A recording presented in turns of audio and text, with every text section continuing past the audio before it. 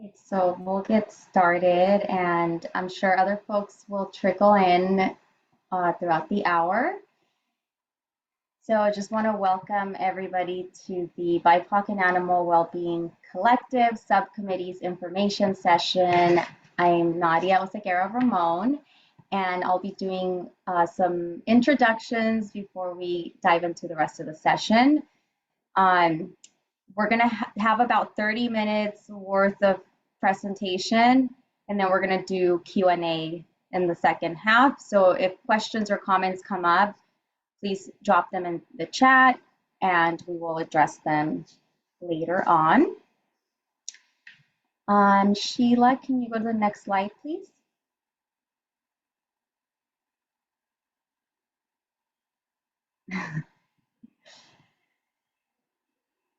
So as we're putting together this information session, we wanted to give a little bit of context about how we got started and how we ended up here. And it's been really inspiring to reflect on everything that we've achieved.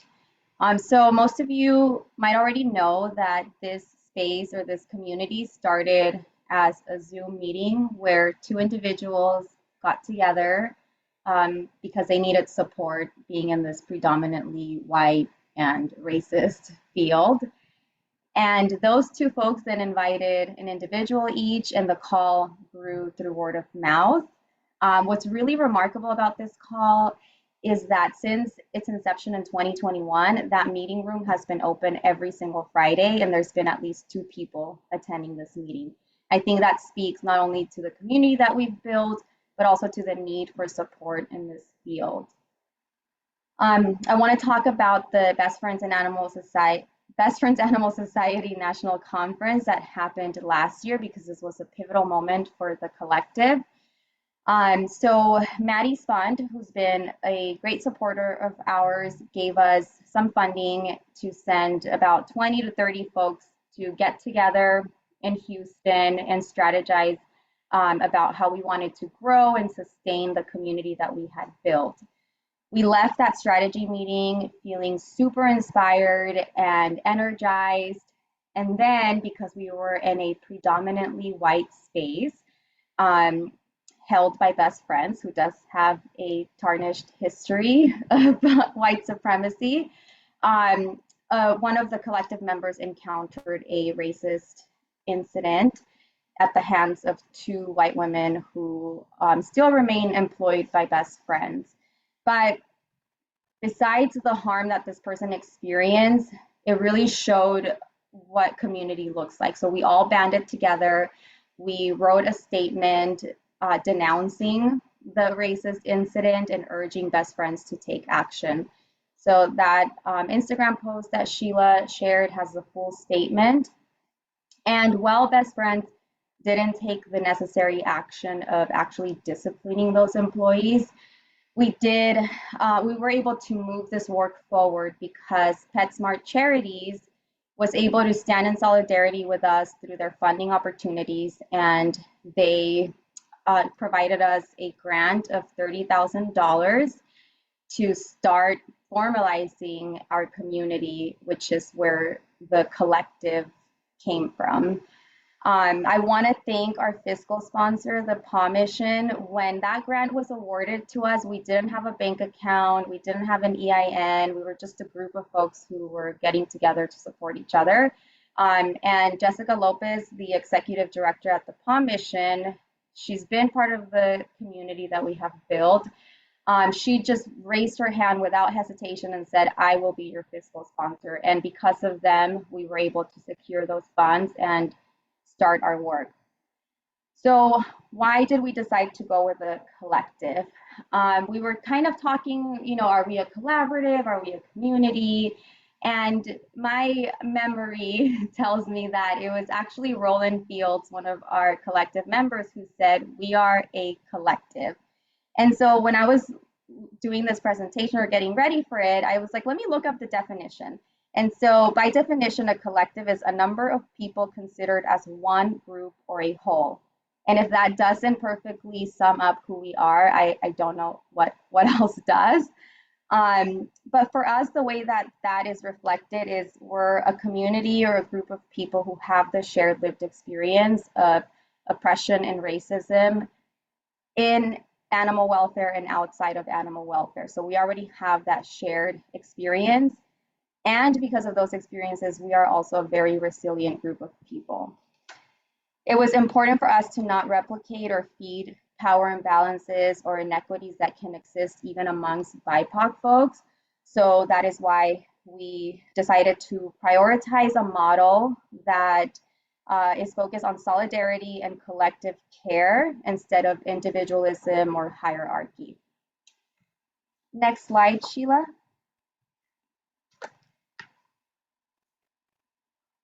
So again, because we did not have an organization, we didn't have a structure, we still don't have employees, we're all volunteers. We wanted to form a steering committee to start building the blocks of this unit. So I want to just thank every single one of the steering committee members, Altamush, Charlotte, Christina, Jasmine, Jessica, myself, Sheila, and Shanye. And want to give a very special thank you to Allison and Irene, who also served in the steering committee. Without all of these folks dedicating their time and contributions, I don't know where we would be today. But the steering committee has really dedicated a lot of time and effort, and we're so excited that folks are willing to engage with us and to share your time and expertise with us. Next slide. So part of the work and the building blocks is setting a mission and values. We were able to work through the values work, and we have landed with 5 values. I want to thank our consultant, Jay, who led us through the most intentional and thoughtful values work that I have ever engaged in. And we wanted to give you a preview of this. We will share the full description of what these mean for our community in a follow-up email, but it's important for you all to know what it is that you're stepping into and what we stand for. So for us, our values are community care, critical consciousness, uplifting and amplifying BIPOC people specifically, racial equity, and all forms of social justice. So I'm going to hand it over now to Christina Lee. Thank you, Nadia. Gives me chills to see those values in one place. Next slide, please.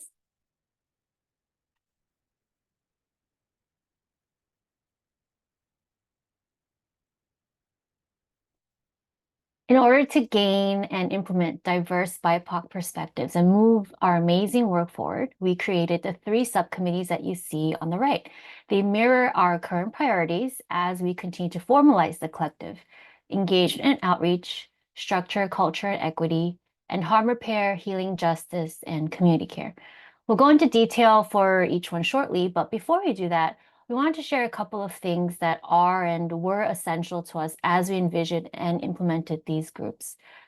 As Nadia touched upon, first, from its inception, the BIPOC and Animal Wellbeing Collective has identified and prioritized the need to be a horizontal structure, meaning there's no hierarchy. We're all on the same level, supporting each other, listening to each other, having uncomfortable conversations together, and as a result, growing together.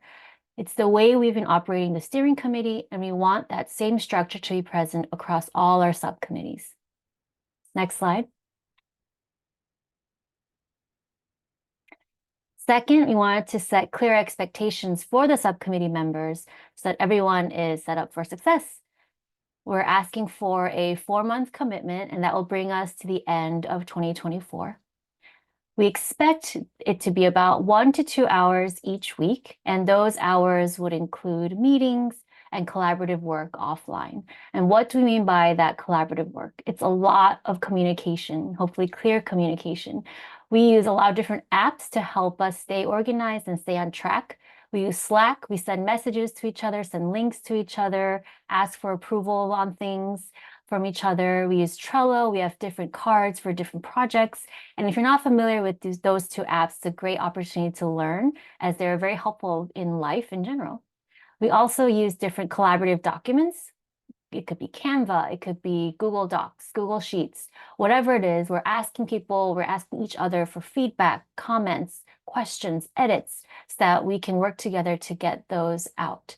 We also send emails to each other, as I'm sure you can imagine, and our remote Zoom meetings. We ask that you aim to respond to any inquiries like on Slack, or if you're tagged on something in Trello, within 24 to 72 hours. A lot of the work that we do, it's time sensitive in a way. We want to be intentional about it, but we also want to make sure that we continue the progress that we have made so far. And we also ask that you communicate any availability changes or capacity changes. Let's say, for example, you sign up to be on a subcommittee, but something happened, something came up, so you just don't have the time to do that anymore. That's completely fine, and we support you no matter what. We just ask that you give us a heads up so that we can make any changes or adjustments so that we can continue the subcommittee's work. In light of the horizontal structure that we were just talking about, we want to encourage rotating responsibility. So what do we mean by that? A fair distribution of administrative work. So such as leading meetings, taking notes, creating agendas, sending out post-meeting communications.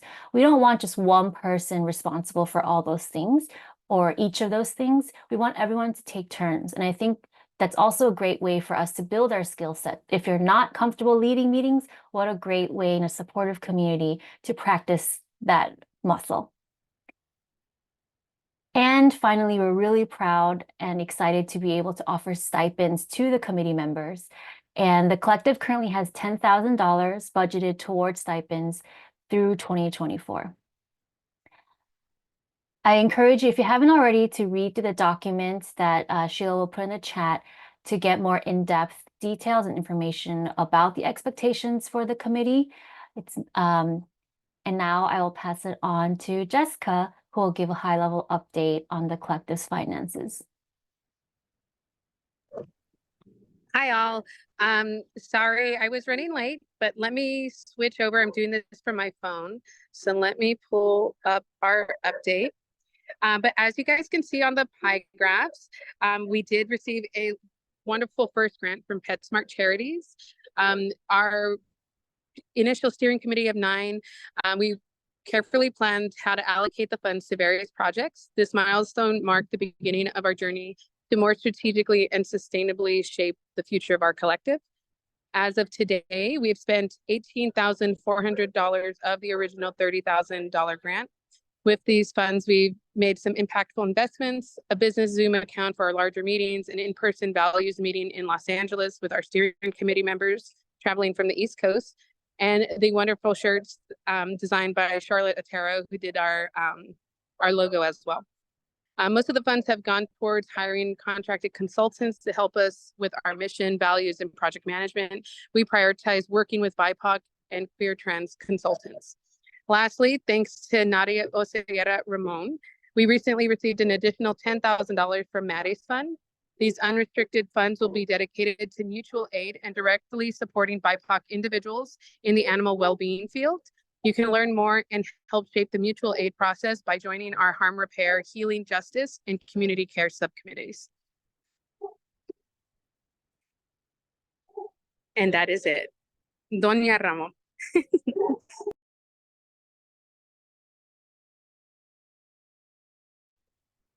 All right, so I'm going to jump into our first subcommittee. So our first subcommittee that is currently active is our Engagement and Outreach Committee. So we have 8 active members right now with the purpose of creating external communications for the collective to ensure open channels for transparency and clear communication of our status, projects, and goals.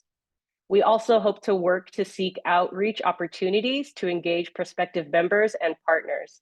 So the tasks may include writing, editing, and sending email updates to our mailing list within MailChimp, updating our social media accounts, streamlining our communication channels, and planning events. So our 3 main priorities right now are to grow our online presence, which includes social media, our website, which we recently just bought a domain name for, and engaging with our audience via email. This group will also come up with and execute ideas for social media content and engage with our community online. We currently work on creating weekly Instagram posts and are slowly growing our LinkedIn presence. We're also looking to establish more of a presence on TikTok, so we would love to have committee members who may be interested in helping there and are chronically online, as we like to say, to make sure we're keeping up with what's going on. Our other main priority and exciting project this committee also has the opportunity to work on is planning the collective's presence at the Humane Society of the United States 2025 Expo, which will be happening in Vegas in April. So Maddie's fund has offered the collective to share their big booth space at Expo. So this committee will help plan how we show up at Expo, and will also coordinate a meetup for collective members in Vegas outside of Expo hours. So now I'll pass it over to Allison to talk about the next committee. Thanks, Charlotte. So the next one is harm repair, healing justice, and community care. And we haven't started meeting yet, but there are 2 interested members. We would love to have you join. This is really such an important committee and framework for the collective and for the work that we do. And I'll break down each of them. The harm repair piece is really this, the weekly support call started as a place for people to share about the harm they were experiencing.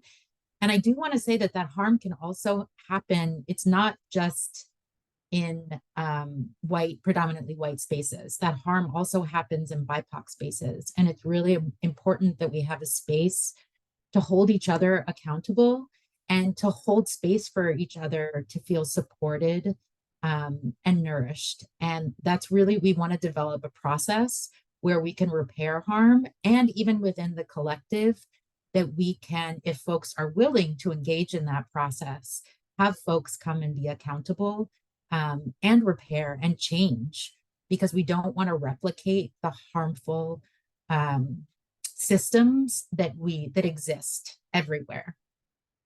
So that's the harm repair piece.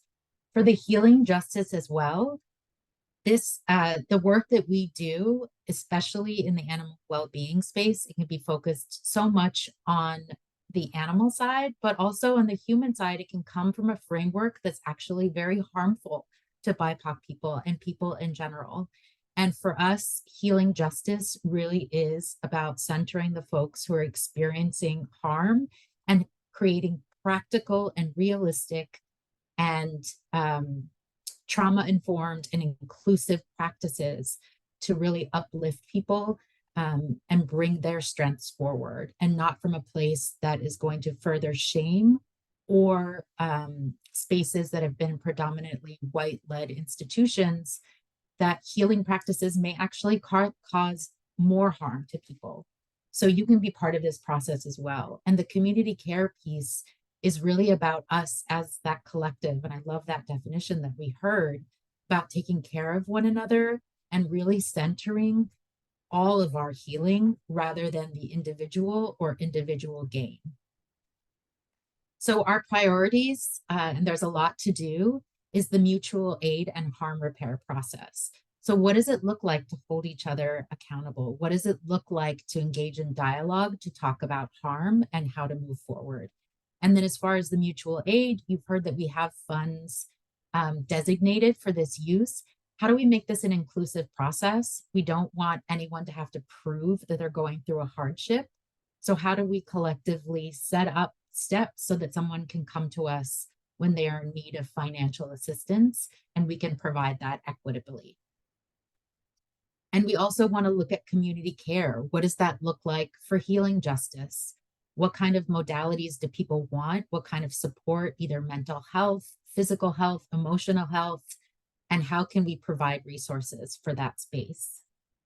And how can we also seek out other funding sources to continue this and to continue sustainability so people have a place to land? Because so often money might be the factor that is keeping folks in places of harm. And we also want to gather information and data through surveys and through other types of research that will show the qualitative impact of the harm that people are experiencing, and how we can use that to leverage and improve and create our own systems. So we'll be prioritizing and overseeing the stipend process, the harm repair process. We'll facilitate harm repair sessions for people who are willing, and as those who are harmed, centering them and making sure that they feel safe and comfortable, and exploring other options for members. So hopefully you'll join us. And I'll now pass it over to Jasmine. Thank you, Allison. Excuse my tardiness, please. I am late, but I'm happy to be here. I am leading the Structure, Culture, and Equity Committee, which is really, really important because for this organization, we see it running as a flat organization. And in order for that to come to fruition, and in order for that to be productive, we have to set the structure in place. We have to have different flows, workflows, policies that make sure that we are going to stay a flat organization. And in that, we are going to center equity and structure and the culture of the collective. So that's how we want to lead, is power with, not power over, and which is really, really important because we want to create something that we haven't seen yet, and we want to be able to lead, but lead with people. So we are creating our mission and values, which our values have already been created, but right now, one of our priorities is to really hone in on what our mission is going to be, our mission statement. Another part of this is organization formation. So it's really important for us to make the best decision possible. I've done personally research on different consultants. I'm also working with a business mentor to ensure that we have the best formation possible that makes sense to us. So if you join this committee, you would be a part of that initiative too. And then also structuring the new member process and what that will look like coming up and moving forward within this phase.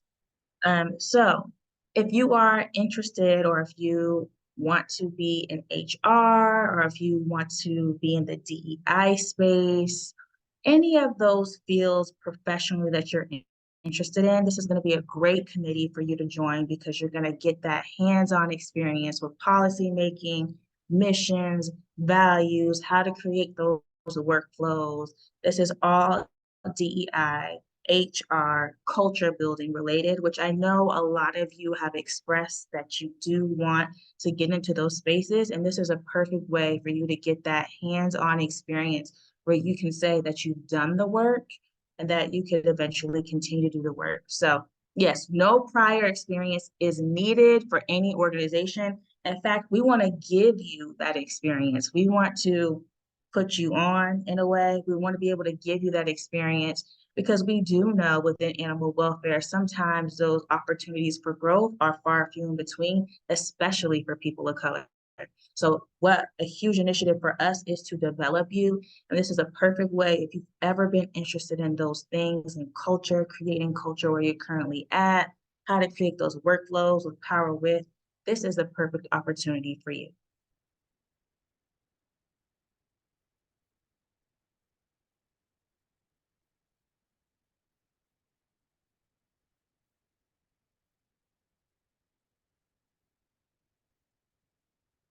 Okay, thank you, Jasmine. We are going to go ahead and open up the floor for any questions that you all may have. None have come in through the chat, but feel free to unmute yourselves and let us know if you have any questions or you need further explanation for any of the topics that we just discussed. So whether it's about the subcommittees, mutual aid fund, whatever the case, we want to hear your thoughts.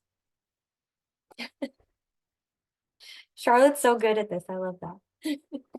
So I'll give it a couple of seconds.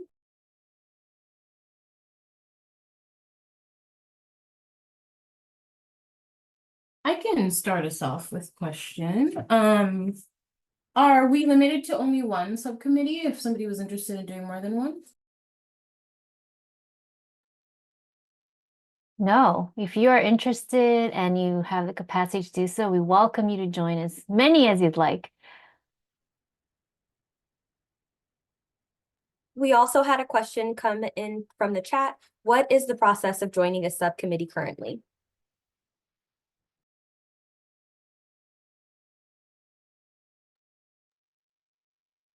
Sheila put in a form that we'll be sharing widely with the group. We're filling out interest forms so we can gather your contact information and get everyone started. Yeah, and I'll just add, if you're interested and you're not sure if you can commit to certain things, like still just fill it out. We can always tap different people. Like we said, as capacity changes, something happens, life happens, and you may need to take a step back from one, then at least we've got some other folks that may be interested to step in. So there's no major commitment by filling out the form. We really just want to get a gauge of what people are interested in. Sorry, I know we don't need all of us to answer, but I just wanted to add to that.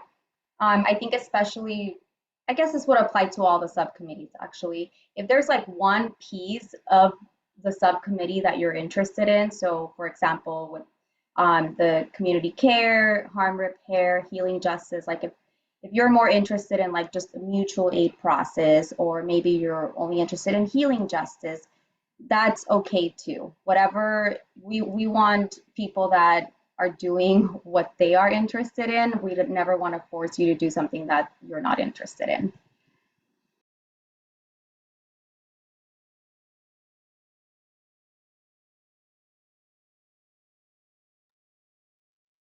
Thank you, all of you, for answering that. So I may pull a couple of questions that I may have, if you guys don't mind. What would be your best advice for your individual subcommittee, for someone to choose why they should join that one? So like, what would you say would be someone that would be interested in joining your committee? I know, Jasmine, you touched a little bit about like if you're interested in HR, if you're interested in DEI. Could you guys answer that question for me? If for your subcommittee, what would, be that benefit for that person kind of coming in?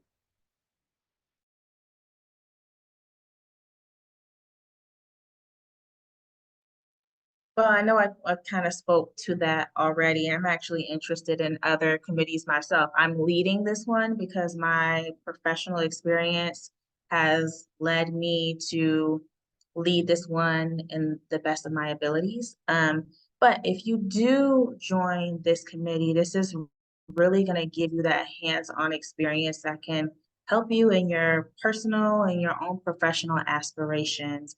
If you are interested, sorry, I'm getting distracted with the chat.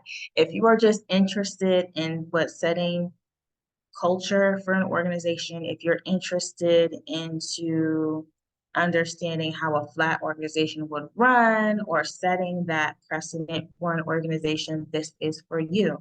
And I am a huge person on developing people. So with me leading that, I am going to give you the opportunities to develop you in what areas that you like. I am also a career coach, so you will have access to someone with a wealth of knowledge who can help you should you decide to help out on the projects that we have. So all of the projects will be beneficial to you, but if you join this committee, it's more specific to the area that I see, which is structure, culture, and equity.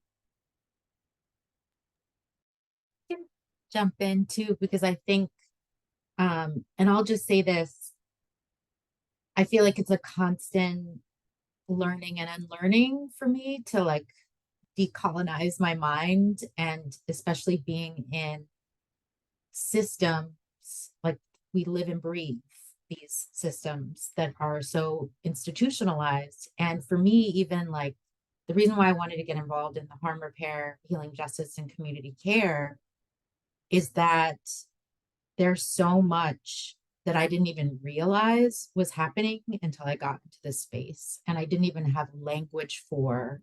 And it wasn't until I started talking about my experience and I heard from other people what their experience was like that I was like, oh my God, like I thought I was the problem, and all of these things that had happened, I thought I felt so alone.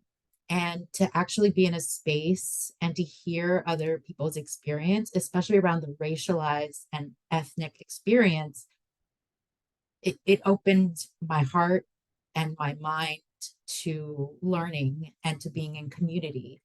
And it's a struggle. I think it's like these ideas of like the way things should be keep coming up, right? Because that's what I've learned and been immersed in, and that I've also being part of a very large white institution caused harm, and so it's how to be in community and learn together. And so I think for the committee that I'm on, and in this one, like there is no leader in that too. Like we'll rotate responsibilities, we'll co-create this.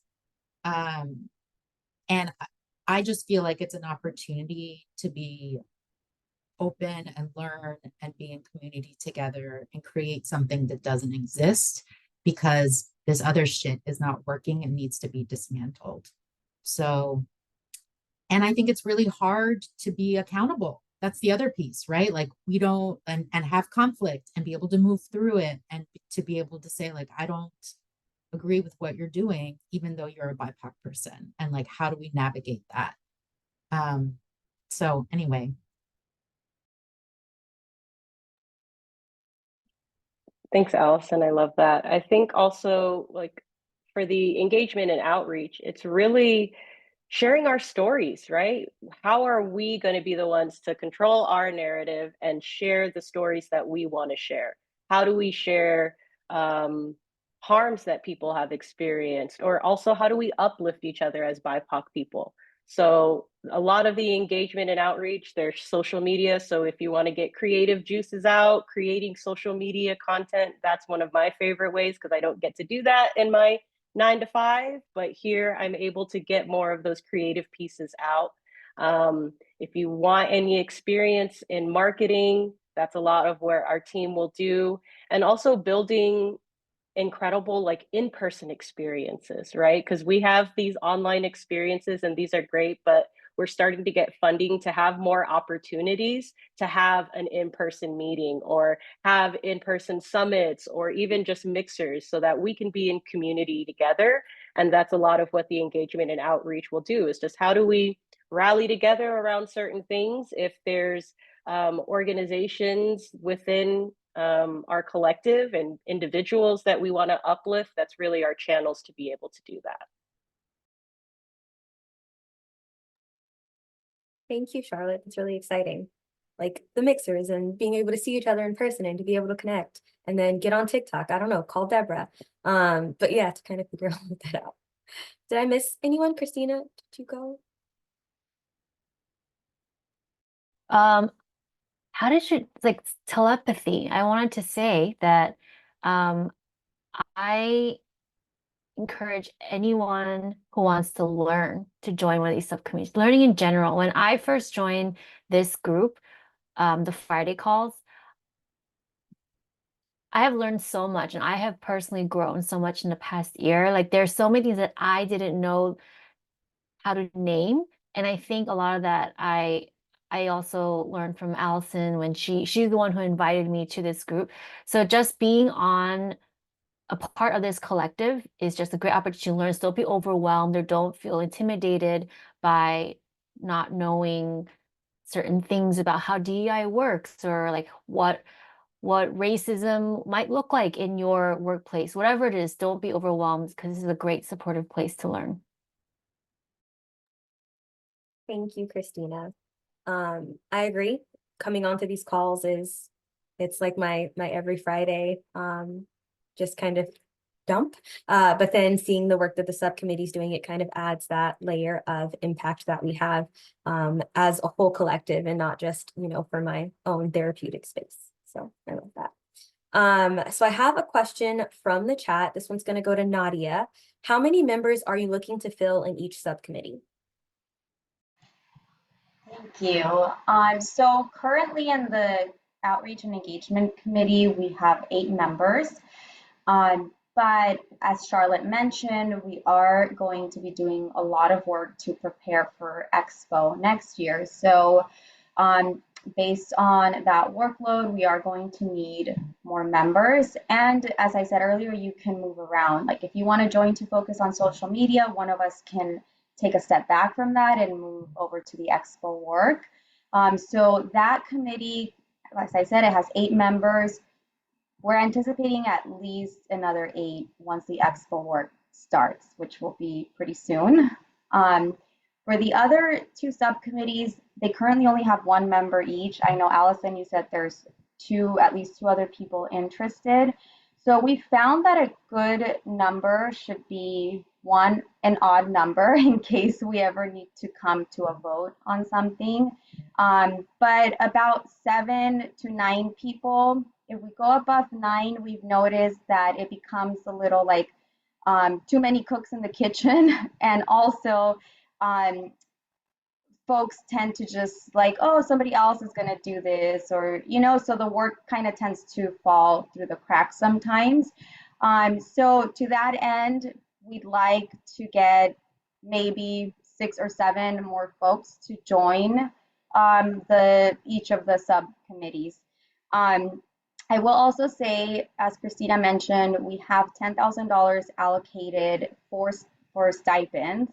And these are, we're offering them to anybody who's doing the work, but I know that folks' circumstances are different. So if some folks are like, you know what, I actually don't need the extra cash this week, you can always decline and we'll keep it in the stipend pot. Not trying to discourage folks from taking what's theirs, but I know it's a discussion that we have had even within the steering committee.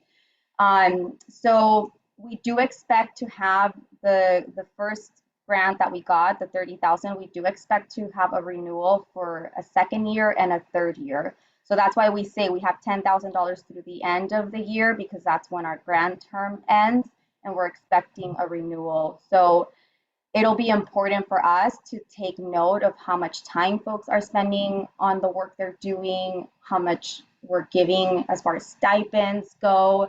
And we will use that information to go to our funder and say, we were able to get this much done with $10,000. We'd like to double or triple that amount so that we can give even higher amounts or bring more folks on board. So that was a lot. I hope that answered the question, though. Yes, thank you. We have one more question coming through the chat. Christina, this one will jump over to you. Is there a 1-year or 5-year plan for the org? Not yet.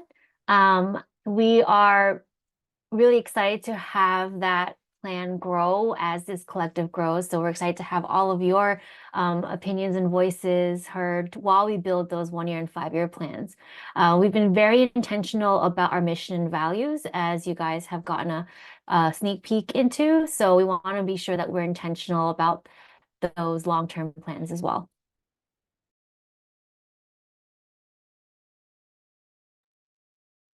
Thank you, Christina. And I love Allison put it in the chat of like, we are going to build these together. This is going to be something that we all kind of focus on growing as a whole. Thank you. All right. Sorry, I'm going back through. I actually have a question for Allison. Why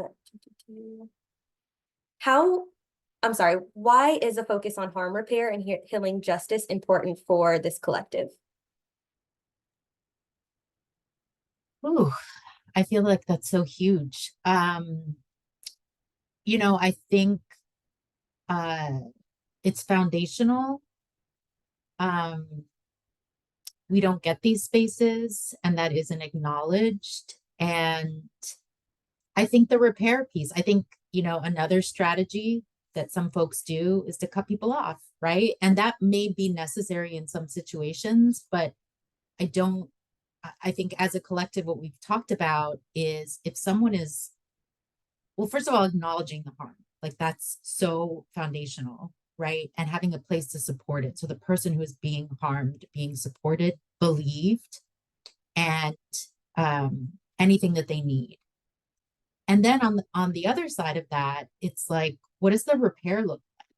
And if we're in community, if the person who has caused the harm or the entity that has caused the harm is willing to engage in the process, and we can have a conversation or some kind of facilitation to change that going forward. That's what we would hope for, because otherwise, how do we grow and how do we build a community? But I think always focusing and centering on who has been harmed. Yeah, and I guess I don't want to speak just for, I'm not the sole member of that or sole voice on that. I would really love if anybody else from the steering committee wants to add to that. I do. Thank you. I think this is multi-tiered. There's been harm done specifically in spaces that were supposed to be safe for BIPOC people and animal welfare. So let's just start there. And to piggyback off of what Allison has said, there has been harm done, and what we've witnessed is that stop talking to each other, cut people off. And in some cases, that is absolutely necessary. We want people to be safe and feel safe. But for any group of people, for any community, and we are a collective, there has to be conflict resolution, because we know that conflict is going to happen. It's inevitable. And what we are doing is trying to think forward and think about what we've seen and how we want to be different and how we want to be better. So having that as a foundation, because we do know that we're going to have differences of opinion, and we do know everyone, including myself, is capable of harm. And so we understand as a collective, because we do want to be a collective in that safe space, that we do need to have avenues of repairing harm and repairing conflict when it does come up. I'm also very passionate about this. And though I am leading the Structure and Equity Committee, I do plan to help out on the harm, repair, and healing justice. Thank you so much, both Allison and Jasmine, for that thorough answer. I do appreciate it. Up next, we have a question for Nadia. Someone said, I am working right now. Can I make my decision by the end of the week? Absolutely. End of the week, end of the month, end of the year, whenever you have capacity. We will be sending the recording to this call next Wednesday is our goal. And so it's going to have the recording. It will have the links that were shared in the chat, including the more lengthy description of each subcommittee. So definitely take your time making a decision. And as somebody mentioned earlier, I don't remember who it was, even if you're not sure exactly what you want to do, still fill out the web form so that we can have your information and we can stay in touch with you. There is going to be an open text question in the form where you can write any comments, and you can feel free to use that space to share whatever information you think we should know as we're keeping you in mind. But yes, definitely take your time. Thank you. Up next, we have a question for Allison. Having support is amazing, but it feels like going upstream. How do we prevent harm from continuing? This seems to be a great way to help with this. So I think how do we prevent harm from continuing is a pretty big question. It is. And I feel my first thought is like, we need to burn it all down. The system as it exists will continue to harm. That's the way it's set up.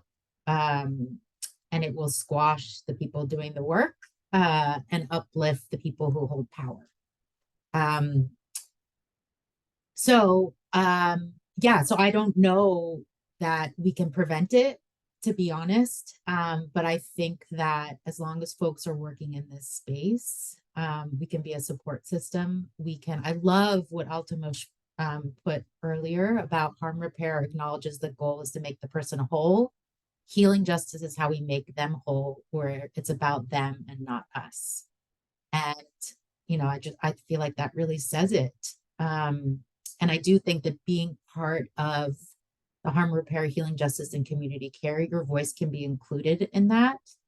And there can be a space for real practical solutions that are centered in people and not in institutions or what we've necessarily has been taught.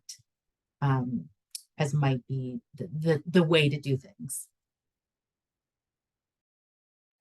Can I add briefly? So Ivy Ruiz, who's on this call, and we did a presentation at Expo about healing justice and using that framework to prevent and heal from burnout, which we probably all have experienced.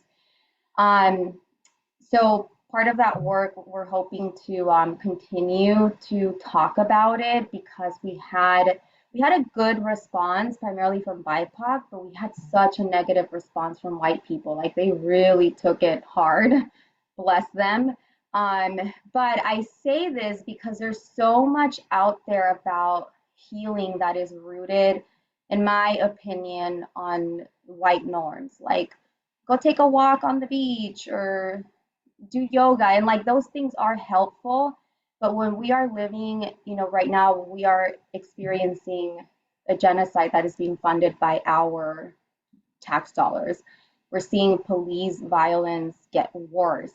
Cost of living is increasing and wages are not increasing. So all of those like conventional forms of healing are not applicable to everybody. So to that end, something that Ivy and I are very interested in is to actually turn this healing justice framework into a research project, essentially.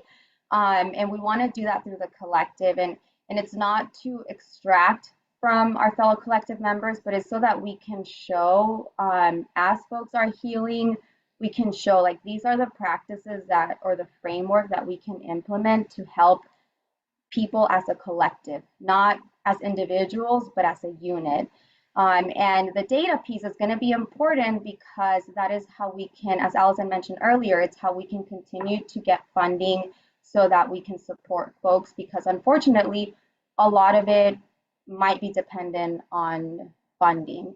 And we don't want folks to be denied the healing that they deserve or that they need because money is in the way. So just wanted to add that. Yeah, I wanted to oops, sorry, I'm not sure if somebody's speaking. So I think preventing harm as a whole we can't do that. But I think the types of harm over time will change. And hopefully we can prevent certain types of harm that are directly related to structural oppression and white supremacy with this organization, especially within. So we are hoping through policies and work structures and workflows that we are leading with power with, so that we're preventing certain types of harm that we witness within our own organizations. I think that type of harm can be prevented, but harm altogether, I don't see that being prevented just because we're human and we're all capable of harm.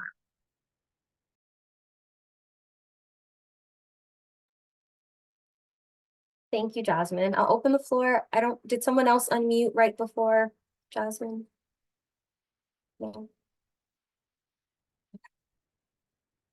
So we have another question in the chat. This one is for Nadia.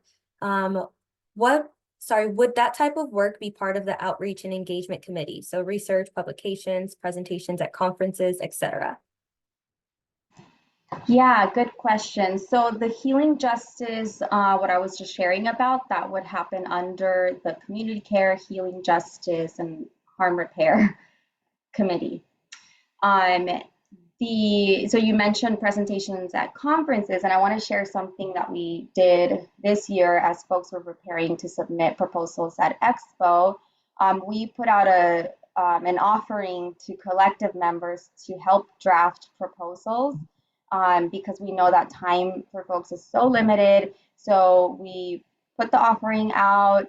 We did get some responses, and we drafted the entire proposal for them. Beyond that, as folks are preparing for Expo, if they need any help, putting a presentation together, if they want to practice with somebody, or maybe this is like their first time doing public speaking and they want to get some speaking tips, we would be open and willing to do that.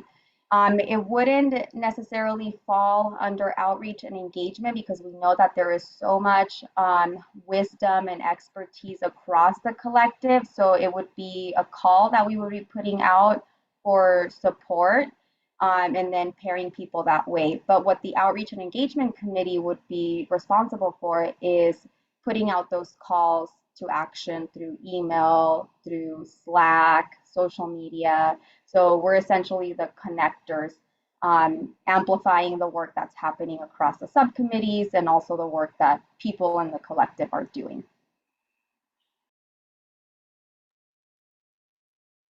Thank you. I think that is all of the questions that we have in the chat. Yeah. Let me just do one more double check. So I'll kick it over to Ultimus for to close us on out.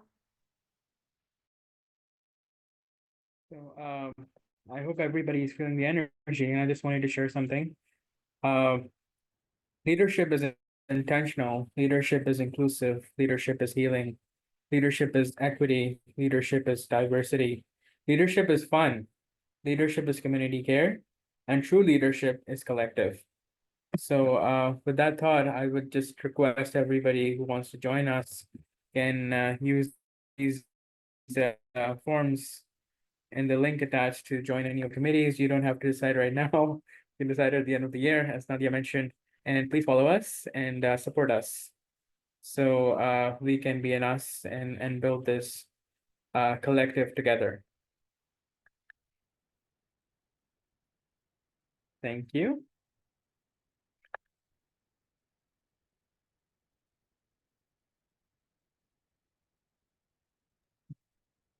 Thank you, Sheila, for posting all of the links in the chat. And I believe if you guys are not already on our mailing list, you can join that and then find out more about our subcommittees.